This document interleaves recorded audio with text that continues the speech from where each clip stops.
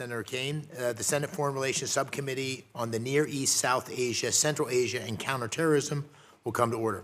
I first want to thank our witnesses for being here today. We've got two great witnesses, and Senator Rosen for her partnership and your idea. This hearing was your idea, and I think it's a good one.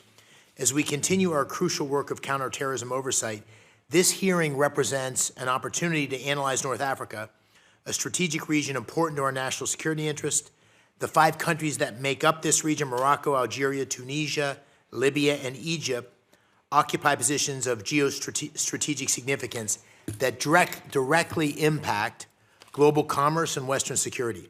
They control key maritime choke points, serve as gateways between Europe and sub-Saharan Africa, and sit within crucial energy corridors. Libya alone shares borders with 6 nations and has become a transit hub for arms, fighters, and illicit trafficking that threatens the Mediterranean. Egypt controls the Suez Canal, through which 12% of global trade passes. Morocco, of course, guards the Straits of Gibraltar. Political instability and governance challenges have created opportunities that terrorist organizations look to exploit. In the years following the ceasefire in Libya, the country's political fragmentation has contributed to internal instability and has prevented effective security coordination against shared threats. This fragmentation has allowed ISIS Libya and Al-Qaeda to maintain logistical networks to some degree, though the threat has been greatly diminished when compared with the previous decade. And in Egypt, one of the 3 U.S.-designated major non-NATO allies in the region, terrorist groups like ISIS Sinai have historically committed violence against government entities, Coptic Christians, and other civilian targets. Security gains have been made by joint counterterrorism efforts in recent years to reduce the threat and prevent mass attacks. Last month, I was pleased to see the Treasury Department designate the Egyptian Muslim Brotherhood as a specially designated global terrorist group. This designation unlocks additional tools to combat the illicit financial networks that have legitimized terrorism and spread the group's influence globally. I really want to applaud the administration's efforts to disrupt terror networks that undermine our national security. Tunisia, another major non-NATO ally, has seen a significant reduction in Islamic militant violence since 2006, which demonstrates improvements in Tunisian security capacity. At the same time, we know that certain terror cells remain active in border regions, as evidenced by the recent death of a Tunisian police officer during a counterterrorism operation along the Algerian border. Algeria represents both opportunity and challenge. While Algeria maintains warm relations with Russia and has divergent foreign policy positions on issues like Israel and Iran, counterterrorism remains an area of bilateral cooperation. Lessons can be gleaned from our positive counterterrorism partnership with Morocco. As a major non-NATO ally since 2004, Morocco's comprehensive counterterrorism strategy, which successfully disrupted terrorist cells as recently as this year, combines enhanced security measures with multilateral coordination. North Africa's security gains are evident in that region, and that has not experienced a massive terrorist attack in almost a decade. While smaller incidents have occurred, the greatest threat North Africa currently faces is from spillover risk posed by Sahel-based groups. The Sahel region, including Mali, Burkina Faso, and Niger, has witnessed the rise of Jnim, which has grown into one of Africa's most potent Islamic terrorist groups. Jnim evolved from Al-Qaeda in the Islamic Maghreb, an organization with Algerian roots that originated from the Islamist insurgencies of the 90s, which claimed thousands of lives, including 3 U.S. citizens that were killed in a 2013 attack on an Algerian gas plant. It's my understanding that this committee will soon convene a hearing on the Sahel, and I look forward to continuing this conversation as it relates to those threats. This hearing provides an opportunity to assess the progress made to counter threats and also better understand where we go from here. It's also been over 2 decades since the global war on terror started, and it's critical we learn from the failures, resist mission creep, while also leveraging strategic programming that bolsters regional security and involves our partners, our allies, paying their fair share. The Trump administration has taken decisive action to reshape the U.S. approach to counterterrorism, eliminate wasteful spending, and streamline bureaucracy. As the Department of State realigns its efforts with the administration's goals, Congress stands ready to work together.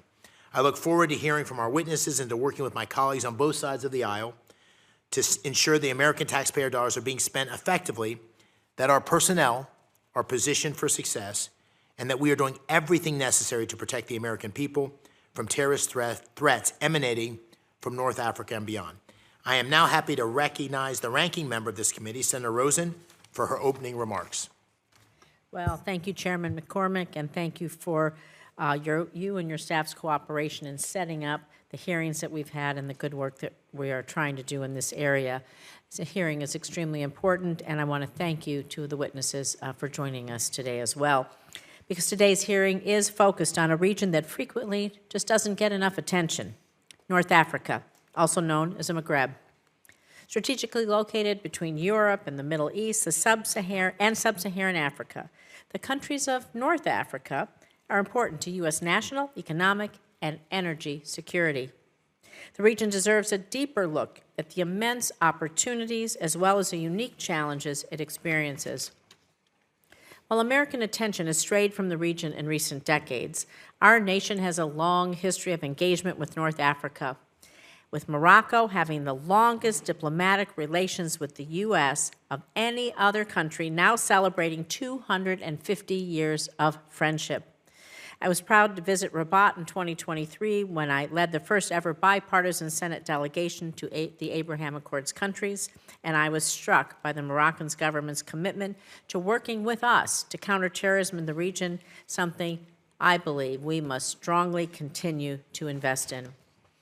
The current U.S. administration has demonstrated an interest in the Maghreb, prioritizing peace deals, regional stability, and trade and economic opportunities. Increased U.S. attention to the region is welcome, as China and Russia and Iran have significantly invested in North Africa for more than a decade, and they have succeeded in making critical inroads. This is not good. So for today's hearing, we'll be focused on the critical importance of counterterrorism efforts in the Maghreb. Since the height of ISIS, the region has experienced significant, steady decrease in violent terrorist attacks, in part thanks to U.S.-supported counterterrorism partnerships and countering violent extremist programs. Specifically, the U.S.-supported Trans-Sahara Counterterrorism Partnership has played a critical role in helping countries improve their own capacities in addressing terrorist threats and preventing the spread of violent extremism. It is always at their door. While we've seen immense progress, there continues to be the risk of terrorism across the Maghreb. Compounding this is the terrorist threat from the Sahel, which has become a global hotspot for terrorism in recent years. It is impossible now to think of the Sahel and North Africa as completely different regions. They're increasingly connected through overlapping dynamics that we cannot ignore. Violent extremists, they do not know any boundaries. They'll take advantage of weak states. They'll take advantage of porous borders, and this could risk stability, North Africa, the relative stability they've enjoyed for many years. So it's my hope that our witnesses will dive into the progress that has been achieved in the region and what U.S. efforts actually helped get us there and what we need to do to keep sustaining this. Given the strategic importance of the Maghreb, it is imperative that we continue to support counterterrorism partnerships in this region, given what's happening in the Sahel. At the same time, we must not be naive that recruitment to terrorist organizations will, frankly, ever stop, particularly in light of our foreign assistance cuts and the loss of expertise at USAID and across the State Department. U.S.-supported CVE programs have complemented our CT efforts by preventing the next generation of extremists. So I hope that we will discuss what the U.S. plans to do, not just to stop terrorism, but to prevent it from emerging. With that, Mr. Chairman, I look forward to discussing this topic today. Thank you. Thank you, Senator Rosen, and again, thanks for all the help getting this hearing up and running. I look forward to hearing from the insights of our witnesses from the State Department. Mr. Robert Palladino is the Senior Bureau Official of Near Eastern Affairs at the U.S. State Department. He is a career member of the Senior Foreign Service with extensive experience addressing critical foreign policy and national security challenges across Asia, Europe, and the Middle East. Thank you for being here. And Lieutenant Colonel Joe Borkert serves as the Deputy Coordinator for the Bureau of Counterterrorism at the U.S. State Department, where he leads programs and military coordination. Prior to this role, he was Chief of Staff of the U.S. Agency for International Development, USAID, and he's also a retired U.S. Army Lieutenant Colonel and a decorated combat veteran. thank you both for your willingness to serve our country and for your willingness to testify today. I'd like to remind our witnesses to try and keep your opening remarks to 5 minutes. Your submitted testimony will be entered into the record in full. Mr. Palladino, why don't we start with you? Good afternoon, Chairman McCormick, Ranking Member Rosen, and distinguished members of the subcommittee. It is an honor. Thank you for the invitation to testify here today, and it's an honor, and I look forward to discussing how our counterterrorism efforts in North Africa advance our broader U.S. interests in the region. As the senior bureau official for the Bureau of Near Eastern Affairs, my team and I work closely with the Bureau of Counterterrorism to counter terrorist threats across North Africa and the Middle East. It's through this collaboration that we're able to advance the President's vision for the region. First, NEA seeks to protect American citizens in the region by providing essential services that safeguard their personal well-being and commercial interests. Secondly, our diplomacy is focused on ensuring Middle Eastern conflicts and regional security threats do not threaten the United States directly. Third, we help counter destabilizing mass and illegal immigration by ensuring travel and migration consistent with U.S. law. And fourth, we support American businesses as they pursue opportunities for trade and profitable investment across the region. Countering and preventing terrorist threats in North Africa ensures that we can protect Americans, promote peace, and secure opportunities for increased American prosperity. We work closely with the Bureau of Counterterrorism to achieve these broader administration goals. NEA works with CT and interagency partners to identify and counter terrorist threats abroad before they reach our shores, while disrupting and destroying terrorist operations that target Americans and U.S. economic interests in the region. A key driver of NEA's work is to identify capable partners in the Middle East and North Africa and encourage them to take increased responsibility for both their own security and the security of their region. The United States is focusing resources on immediate threats to the U.S. homeland and emphasizing strategic burden shifting to capable partners to address local and regional threats. In this light, we have refocused our CT relationship with North African countries, with them taking primary responsibility for regional CT. In the 2010s, terrorism in North Africa represented a significant threat to the United States and our interests in the region. From Morocco to Egypt, terrorist attacks killed thousands, including Americans. And in response, the United States invested heavily in improving the counterterrorism capacity of North African partner countries. And as a result of our efforts, many of these countries have significantly degraded foreign terrorist organizations operating in their territories. As a reflection of the region's success in countering terrorist threats, we seek to encourage states such as Algeria, Morocco, and Tunisia to become security exporters to the region. Morocco and Tunisia have benefited from multilateral military exercises such as Phoenix Express and African Lion, the largest joint military exercise on the continent, which the Moroccans and Tunisians have co-hosted for years. Major non-NATO allies Morocco and Tunisia have leveraged our deep security partnerships towards training security personnel from across sub-Saharan Africa on their own dime. Algeria's counterterrorism successes also make it a critical pillar of stability in the region. As the United States shifts our priorities and resources to the Western Hemisphere and Indo-Pacific region, as outlined in the President's National Security Strategy and the State Department's agency strategic plan, we are counting on North African states to build on their successes and share their best practices with neighboring countries that are facing significant terrorist threats. For decades, CT has been at the center of many of our bilateral relationships with North African countries. And thanks to our productive CT relationship with these countries, we have partners we can work with to advance a number of the President's initiatives. A clear example is our work to counter threats from the Muslim Brotherhood and its violent ideology.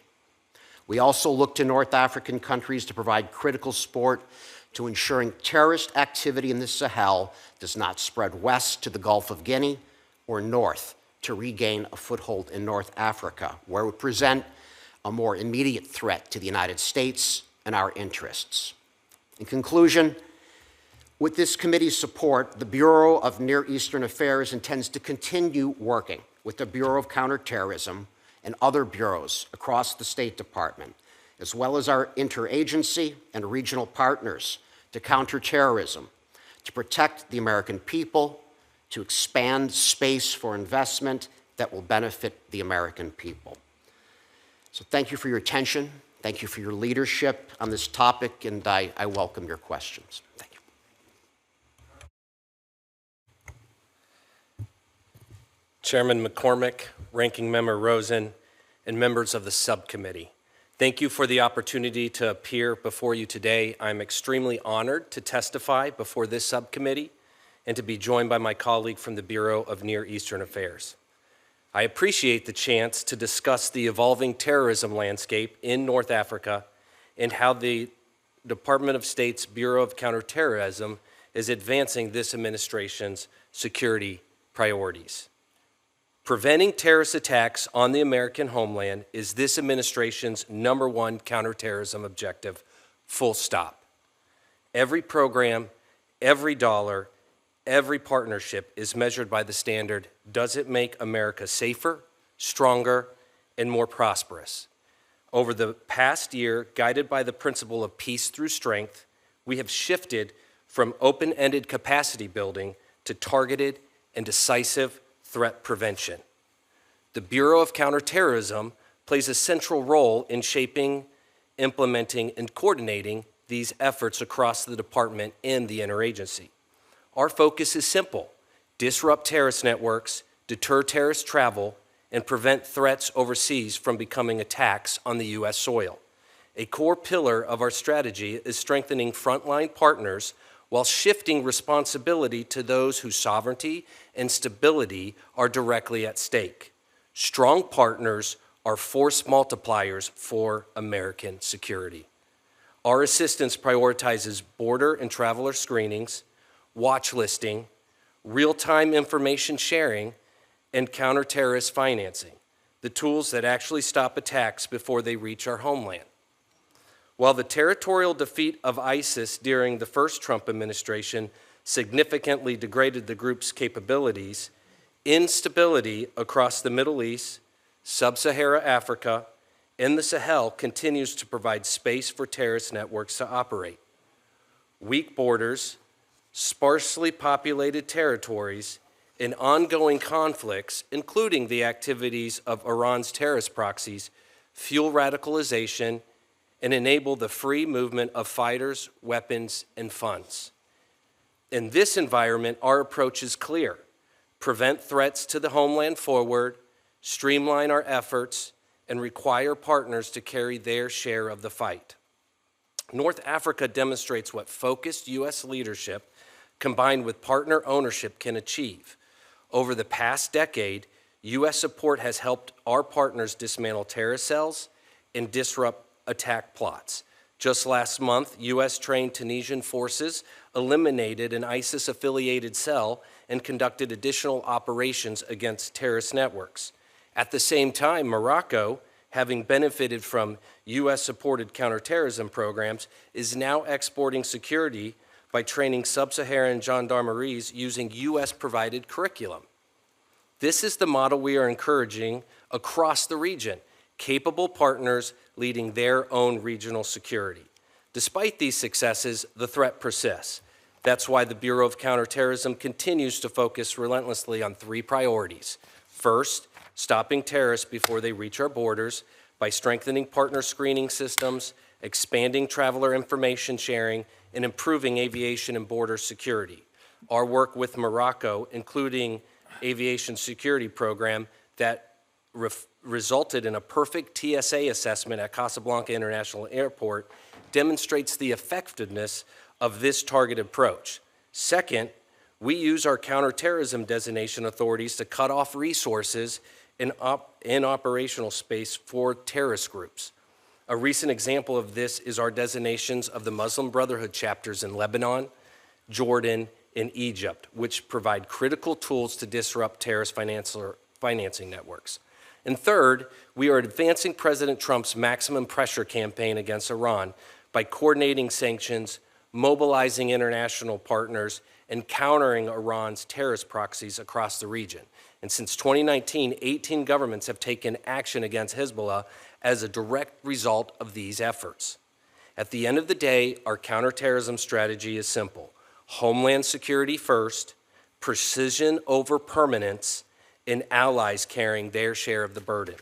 We will continue to focus resources on what works, eliminate ineffective programs, and partner with capable nations to prevent terrorist threats before they reach the United States. Thank you again for the opportunity to appear before you today. I look forward to your questions. Thank you both for your testimony. At this point, we're going to do the question and answer section. I'll start with 5 minutes of questions, then Senator Rosen, and then we'll go back and forth. And we have a number of senators who are going to be stopping by, so we may move things around a bit to make sure everybody gets to ask their questions. So I'll start with you, Mr. Borkert. What is the current status of the State Department's CT programming in the region, and how does it align with the administration's approach to counterterrorism? Yes, thank you for that question, Senator. Right now, we have roughly about $34 million of ongoing programs. They are primarily focused on aviation security, crisis response, border security, and counter-terrorist funding. This is aligned with this administration as it really is focused on protecting the homeland first.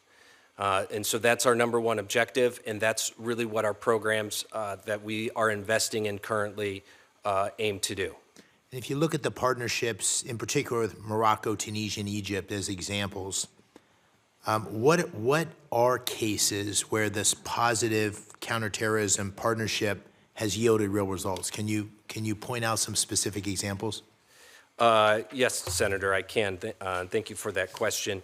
I think when it comes to Morocco, we see that they are becoming a net exporter of counterterrorist capability, particularly because of some of the training that they've been doing in the Sahel. If you look at Egypt, they have a counterterrorism training center focused on counter IEDs, and they have also been training African partners in order to be able to do that. On Tunisia, the example I stated in my opening testimony, they have a curriculum that they have been able to provide assistance, again, to African countries to their south. Thank you. And Mr. Palladino, in what ways has the CT programming helped preserve space and access for diplomacy in countries like Algeria and Tunisia during these periods of internal instability? Thank you, Senator. That's an important question. Finding areas on which we have common ground and finding areas in which we can cooperate together, despite other differences in views, is essential to advancing American interests. So the way we approach our diplomacy is done in a way in which we seek to emphasize what do we share in common and what goals are we trying to achieve together. Counterterrorism has proven to be extremely reliable in North Africa. It's something that we find eager partners willing to work with us. Thank you. I want to ask a specific question about Egypt. Mr. Palladino, while Egypt has experienced a general decline in violent terrorist actions over the last decade, they still face numerous threats such as ISIS Sinai, instability in Libya, conflict in Sudan. How is Egypt managing these threats, and how are we supporting those efforts? Thank you, Senator. Well, as you mentioned, they've largely defeated the ISIL Sinai Peninsula group, formerly known as ABM, as well as Harakat Sawad Misr and Al-Qaeda affiliated groups. They, before we did, designated the Muslim Brotherhood as a terrorist organization, and they welcomed our designation as well as validation of their longtime determination that the Muslim Brotherhood promotes extremism and destabilization that threatens our security and sovereignty. So they've been strong partners in that regard. They've also built the Sahel and Sahara Counterterrorism Center in Cairo. That's promoting counterintelligence sharing. That's been effective by our estimation, and they're doing their part as well to take on more of the burden sharing necessary to combat terrorism in the Sahel. Thank you. Very good. Thank you. Senator Rosen? Thank you. I want to follow up on your question here on the CT strategy in the Maghreb. So to both Mr. Borkert and Mr. Palladino, it is my understanding that the Trans-Sahara Counterterrorism Partnership, this program is still being implemented in the Maghreb, but I have concerns about how it is being implemented, given the significant changes that have taken place at state over the past year. So we'll start with Mr. Palladino and go over to Mr. Borkert, but where does the TSCTP, that's a mouthful, now sit within the State Department? And what bureau or office now serves as the lead implementer of the partnership? And how do other bureaus and offices within the State Department coordinate to execute the program? Or whoever wants to go first is fine.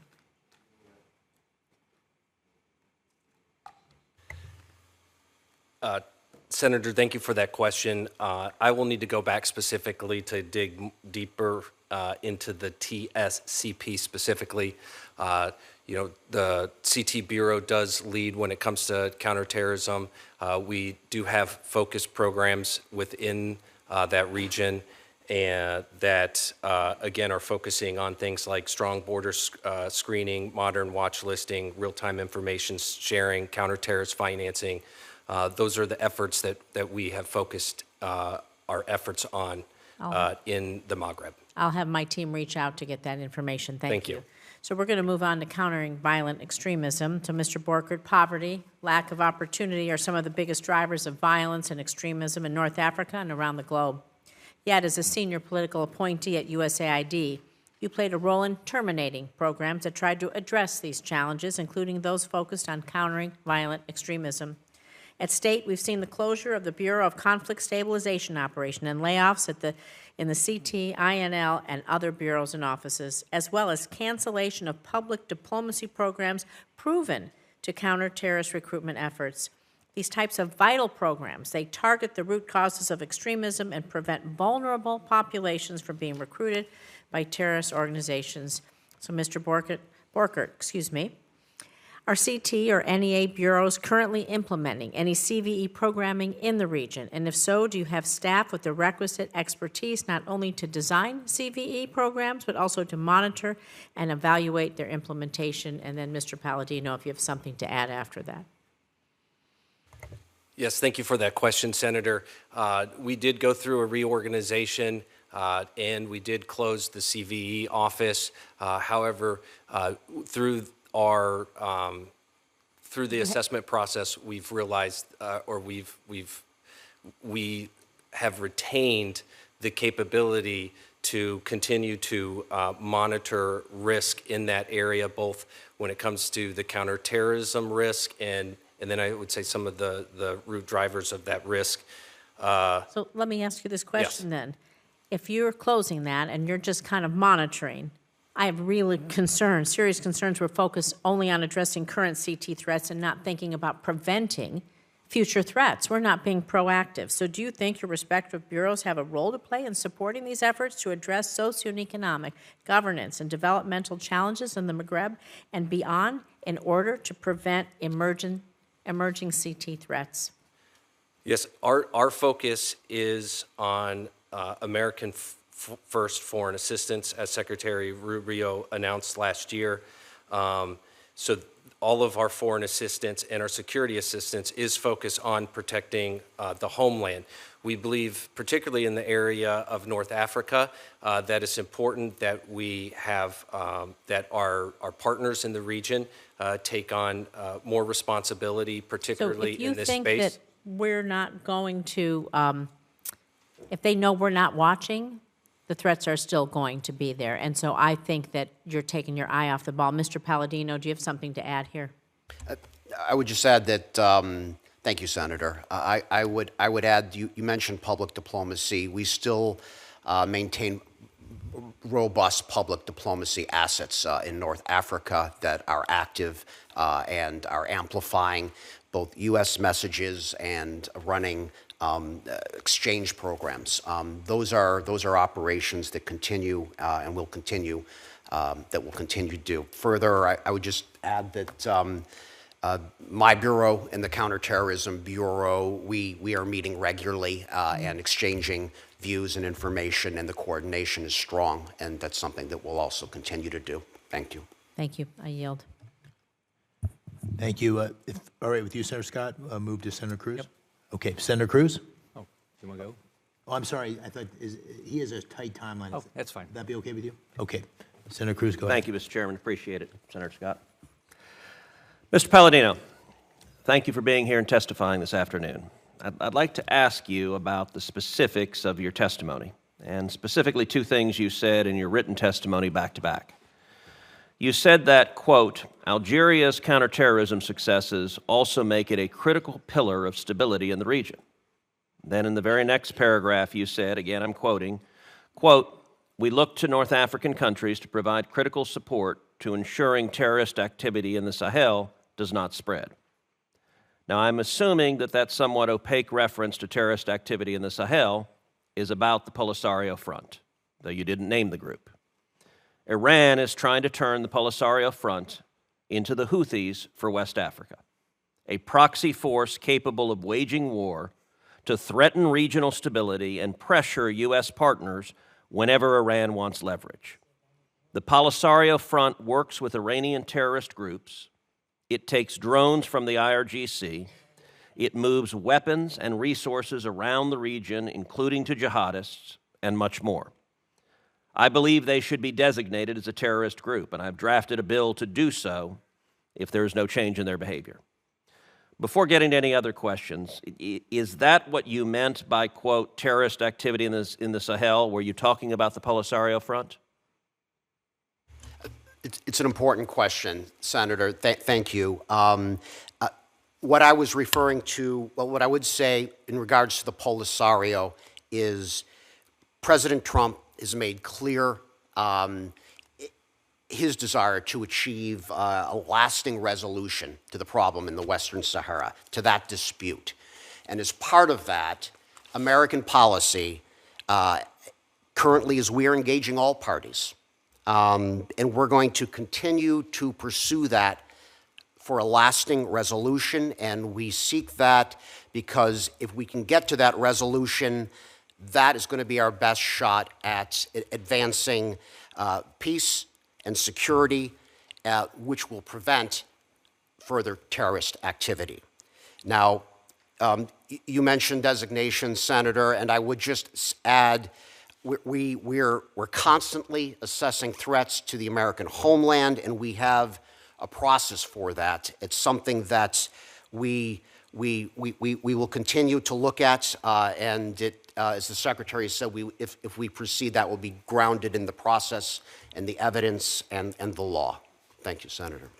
So I see that the opacity I referenced was not accidental, but was in fact deliberate, because in the full course of that answer, there was no direct indication that, yes, the terrorist activity in the Sahel is coming from the Polisario Front, and that is a significant blind spot in our counterterrorism posture. Do you assess right now that the Polisario Front poses a threat to U.S. interest in any sense, and if so, in what sense?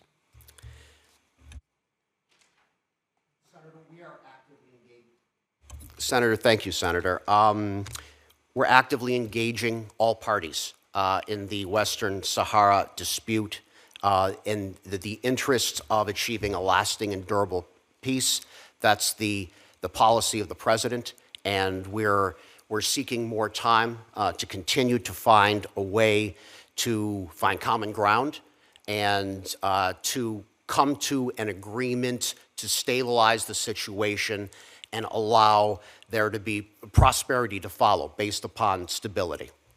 Well, I will say that answer was positively Shakespearean. It was full of sound and fury and yet signifying nothing. And by the way, I will say in terms of the president, I feel confident I've spent a lot more time with the president than you have, and he does not have any difficulty at all calling terrorists what they are. Mr. Borkert, let's see if we do any better with you. Iran has trained fighters from the Polisario Front, and Hezbollah has provided them with weapons. In your written testimony, you said that your bureau is working with North African countries to counter the threat from Iran and its proxies, and you specifically talked about groups tied to the IRGC and Hezbollah. You likewise did not specifically mention the Polisario Front. First of all, same question to you. When you talk about the threat posed to North African countries by Iran and its proxies, does that include the Polisario Front? Senator, thank you for that question. We continue to monitor activities throughout North Africa. We continue to see if the IRGC and Hezbollah are their activities in that region and globally.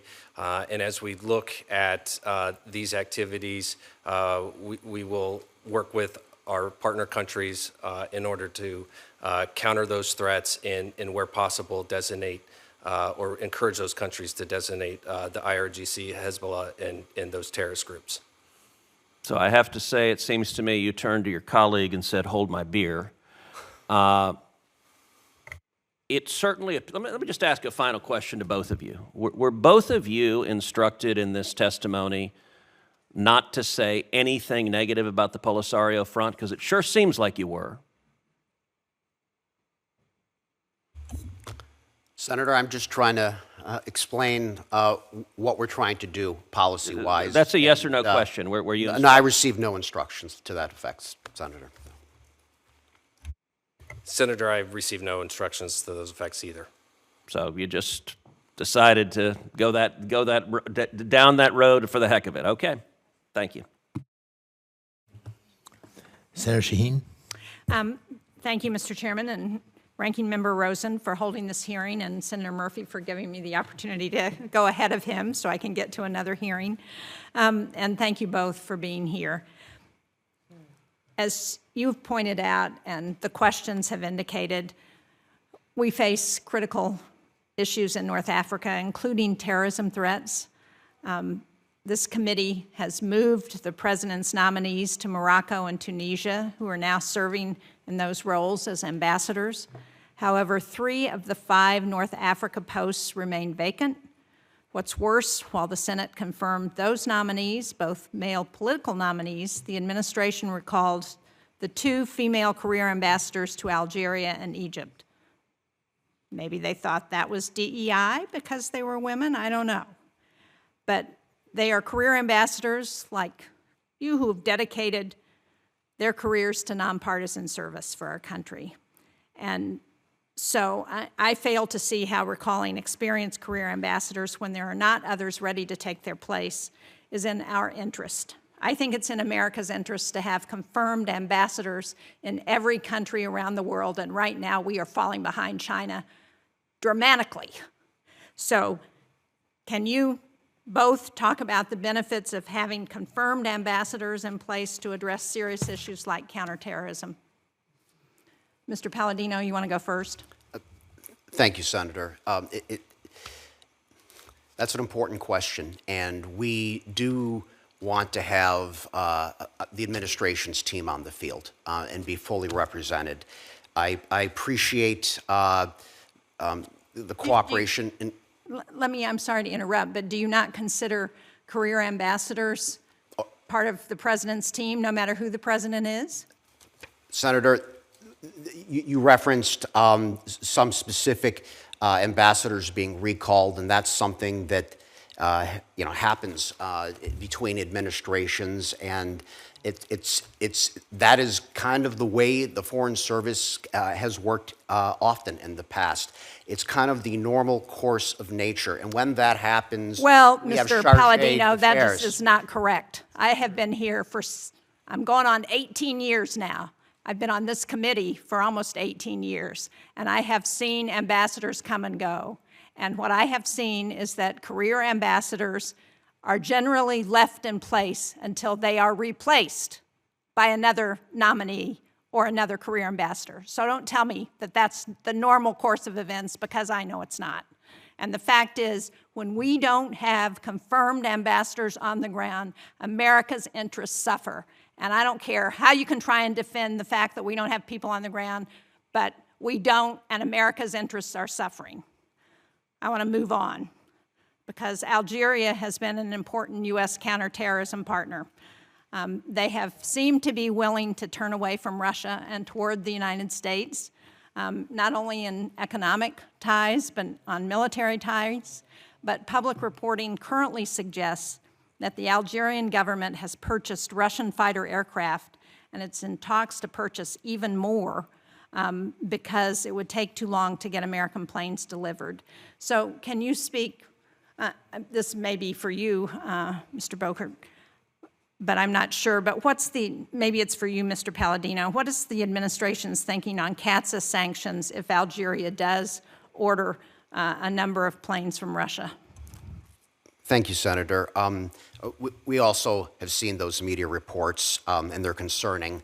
I would say that the Department of State is committed to upholding the Countering America's Adversaries Through Sanctions Act, and transactions like those that you have described, they may trigger that determination. This is something that we will watch closely, we could speak more offline, perhaps in a classified setting, in greater detail on the underlying content. Well, can we talk about what we might be able to do to disincentivize Russian-Algeria cooperation on military purchases like those planes? We work closely with the government in Algeria on issues where we find common ground. We certainly don't agree on many things, and this would be an example where the United States would have a problem. We approach the leadership and the governments as we find them, and we use the leverage that we have, often in private, diplomatically, to advance our interests and stop behavior which is not acceptable. Thank you. Thank you, Mr. Chairman. Thank you. Senator Scott? I want to thank the chairman, ranking member, for this important hearing. I want to thank you for being here.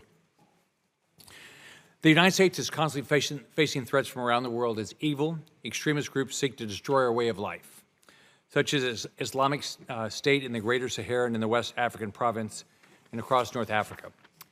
These groups have evolved into cross-border terrorist networks known for exploiting weak governance, ungoverned spaces, and security vacuums. Meanwhile, Russian-backed Wagner mercenaries are rapidly increasing their presence, and these terrorist groups are spreading south toward coastal West Africa and north toward the Mediterranean, intersecting with migration and smuggling routes that directly affect European and ultimately our security and economic interests. For each of you, which of our partners in Europe and Africa have engaged on this issue, successfully delivered measurable security improvements, and earned the trust of local communities, and how should we support these efforts? If you can talk about some of them, and if each of you would answer. Yes, Senator, thank you for that question. Sticking with our North African partners, I would highlight Morocco.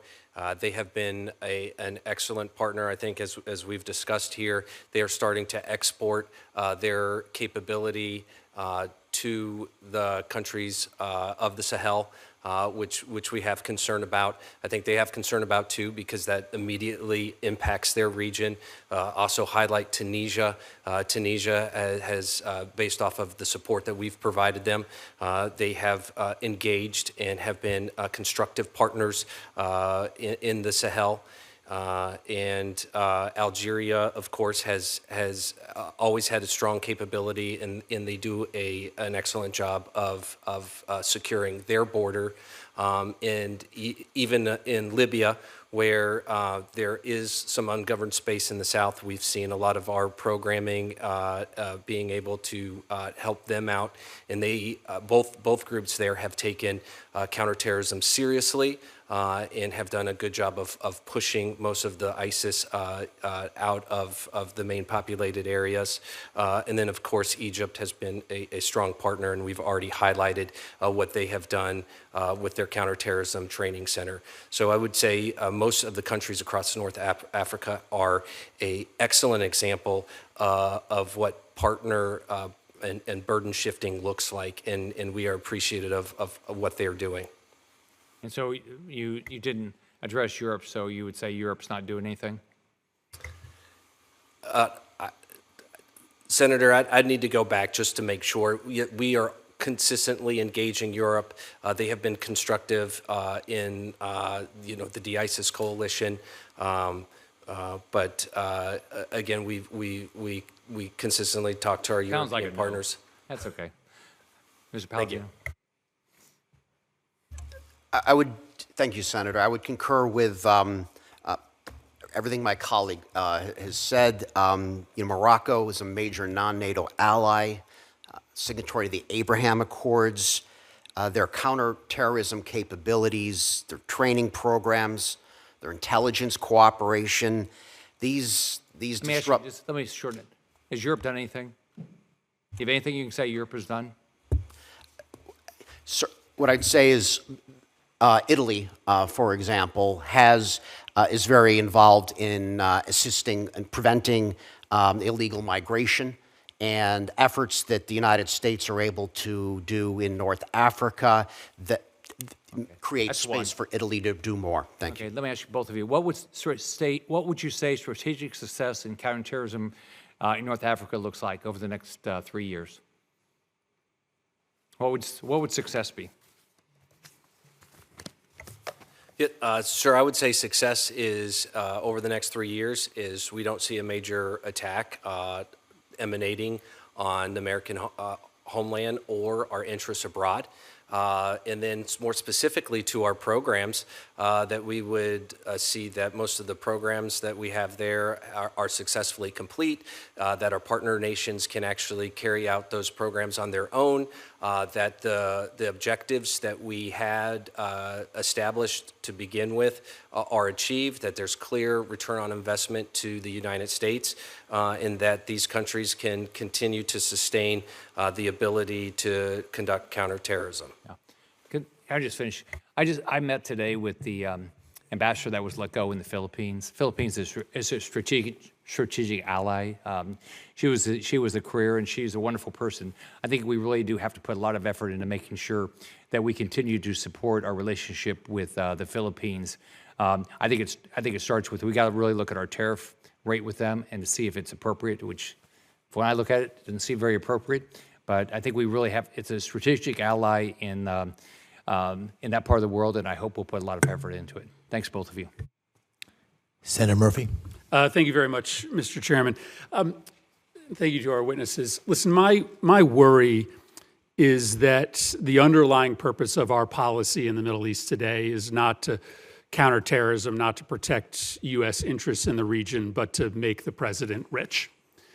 And I do think we need to talk about this today because over the weekend, it was revealed that a few days before the election, the President of the United States struck a secret deal with the United Arab Emirates, companies controlled by senior officials in the United Arab Emirates, to buy a 47% stake in one of the companies owned by the Trump family and the Witkoff family, with payouts of at least $187 million to the Trump family by the Emiratis, and at least $30 million to the Witkoff family.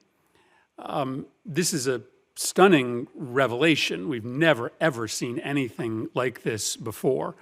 And I want to sort of understand to what degree the Bureau is integrated or independent from this kind of corruption. It's corruption, that's what it is. So just a simple question, Mr. Palladino, were you aware, you are the director of, essentially the acting director of the Bureau, were you aware that the United Arab Emirates had made this secret investment in the president's cryptocurrency company, or did you find out about it over the weekend like the rest of us? Senator, I was not aware, and any further information about that, I would need to refer to the White House for response. Out in the open a few months ago, similarly, companies controlled by senior government officials in the UAE financed a $2 billion investment in the cryptocurrency company Binance with President Trump's crypto coin, almost overnight making it one of the most valuable coins in the market. Were you aware of the negotiations happening between the Trump family and the UAE that led to that $2 billion purchase using the president's crypto coin? Senator, I'm focused on the personnel of the State Department and our deployment to the field and the policies that we're asking. Were you aware? I guess my question is specific, and again, I know you're. Listen, I know you're not carrying out this corruption, but were you aware of the talks regarding that investment or involved in them in any way? Senator, I don't have any facts one way or the other regarding the underlying, regarding the premise of your question, other than things that are in the newspaper. These are just yes or no questions, just to get a sense of what your responsibilities are when it comes to your personal financial affairs. Yes or no, as a career member of the Senior Foreign Service overseeing our diplomatic engagement in the Middle East, is it permitted for you to use your public office for your own private gain? No. No. Are you prohibited by statute from taking official action that would have a direct and predictable effect on your financial interests? I am. You are. And your most recent posting was in Hungary. Yes or no? If you owned a private company in the United States, would it be legal for that private company that you own to accept investments from a Hungarian government official? I don't believe so. It's No. It's the right answer. It would not be. Why do we have these laws on the books that restrict you as a senior member of the State Department from intermingling your official actions with your private affairs? What's your understanding of the importance of those laws and restrictions? The laws and restrictions are passed by the United States Congress to ensure that those who are serving the nation and have signed up to serve in the executive branch are faithfully in carrying out the United States Constitution and doing so in a way that serves the American people. Thank you for that straightforward answer.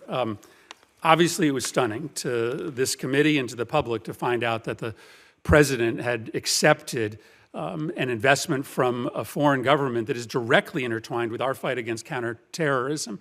And then to also find out that months later, he had then gifted that country with an exceptional transfer of sensitive chip technology was even more stunning. We have these laws on the books for a reason, because we do not believe that you can carry out your duties on behalf of the American people if you are making money off of your position. And it stands to reason that it should matter to this committee and to the subcommittee that the President of the United States is not obeying the same ethical rules that are that you and your colleagues are subject to. I would hope that this would be a subject that the full committee would take up. It's just as important as the subject matter of this committee hearing. Thank you, Mr. Chairman. Senator Rosen. Thank you, Mr. Chairman. I want to build on Quickly, let's just make a statement from what Senator Scott said and now Senator Murphy, because Mr. Borkert, you said earlier, we want to be clear that we're going to focus on return on investment to the U.S. in regards to counterterrorism. I would argue, based on both of my colleagues' comments and questions, that our return on investment is not financial, but protecting American lives. I'm going to move on now and talk about interconnectedness in the region. The Maghreb and the Sahel increasingly connected by overlapping security dynamics. In Libya, the Islamic State once exerted territorial and governance control at a scale surpassed only by what it had achieved in Iraq and Syria.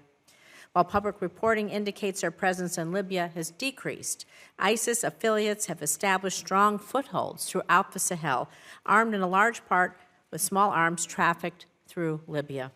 While we must celebrate the CT's successes we've had in North Africa, we cannot be naive.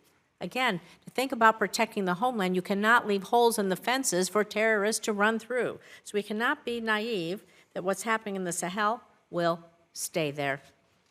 I know we don't have a representative from the Africa Bureau here today, but Mr. Palladino, how do you see NEA working with AF to develop a coordinated response to address extremism and instability that spans the Maghreb and the Sahel?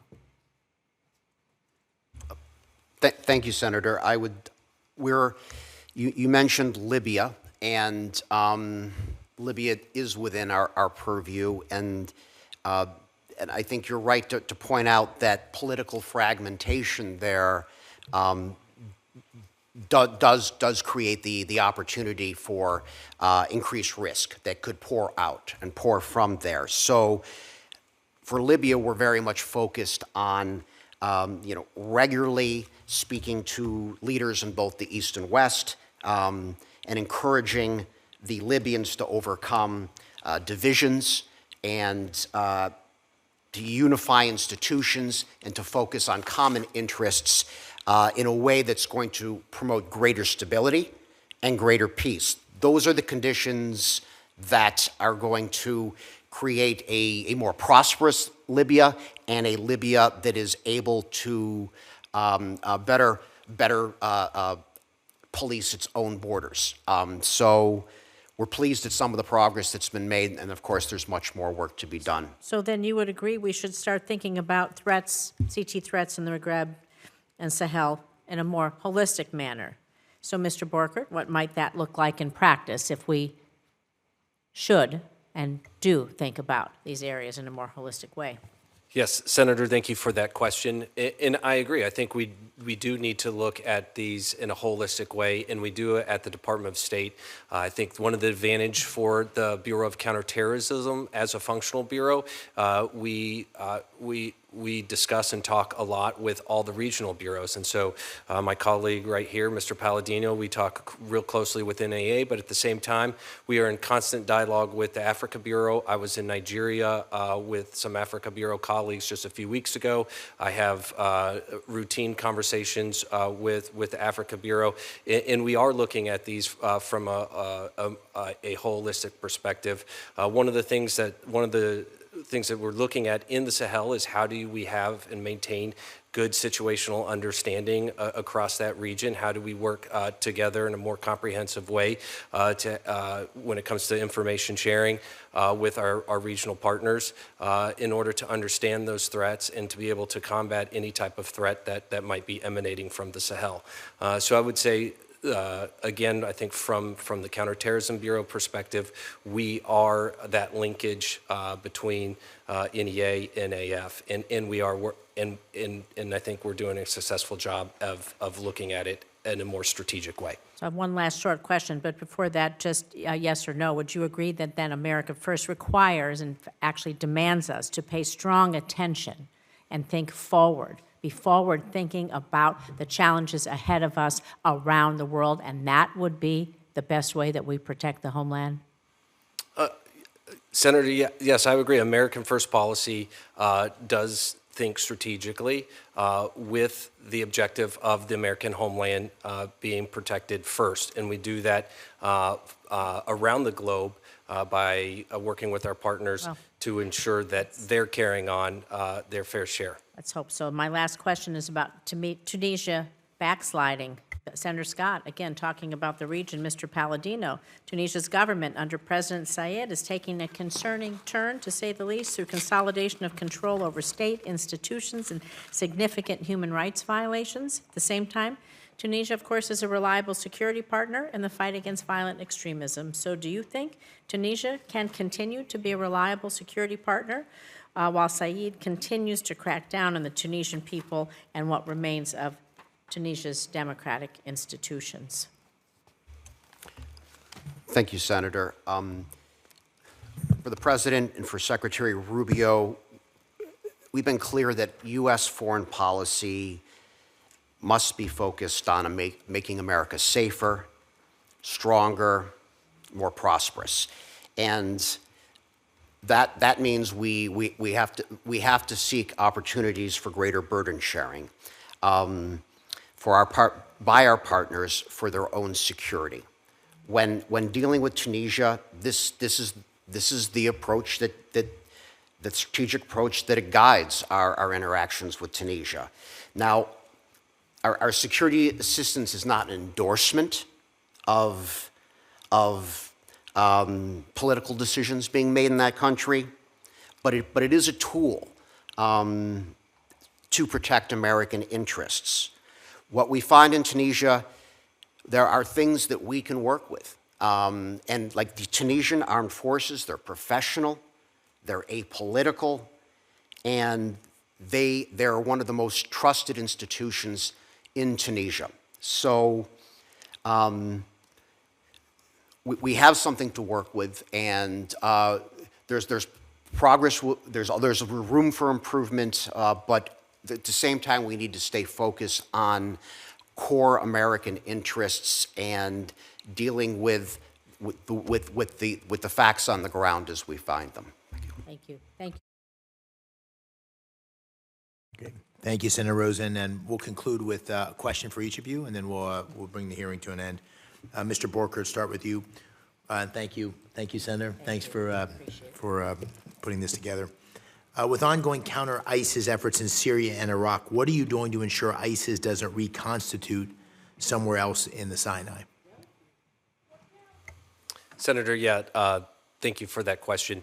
I would say when it comes to ensuring that it doesn't reconstitute, particularly in North Africa, we continue to diplomatically engage to ensure that there's strong sustainability of their CT programs, and we are consistently monitoring and assessing the threat, and we're poised to rapidly and efficiently respond to risk to our interests in the region as needed. I think there is obviously concern when it comes to the detainees that are in northeast Syria, and we do have robust programs as we encourage countries across the Maghreb to take their detainees back to ensure that they're prosecuted, and then and then also rehabilitated if they plan on if they need to be released. So I would point to those two things to show that we are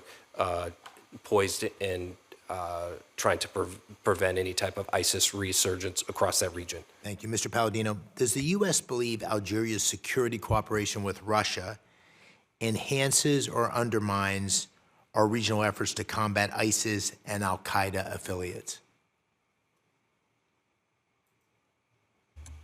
Senator, anytime our partners are cooperating with strategic adversaries, that's something that we seek to dissuade them from doing. And whether it's China or Russia, these are things that we need to push back on vigorously, and we need to constantly work to find ways to protect the American people, ensure that our sovereignty is protected, and that's something we'll continue to do. Thank you. Very good, thank you. A sincere thank you to both of you for attending today and providing us with the benefit of your testimony. For the information of members, the record will remain open until the close of business tomorrow, And for you as witnesses, we ask you to respond as promptly as possible to the questions you were asked that you didn't have answers to. Your responses will be made part of the record. With the thanks of the committee, this hearing is now adjourned.